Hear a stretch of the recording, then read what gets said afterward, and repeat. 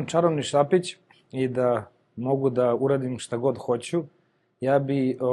zapravo najviše želeo da ljude koji su nam bitni u ovom procesu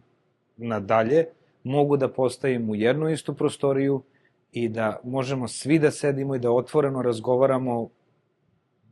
u cilju reševanja svih problema koji okružuju energetske zajednice.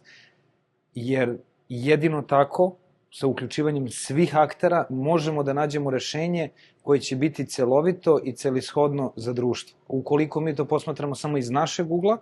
građanske energije, mi nekad zanemarujemo možda tehnička rešenja, nekad tehnička rešenja i ljudi koji se bave tehnikom ne vide koliko je lako rešiti te probleme koje oni imaju kroz samo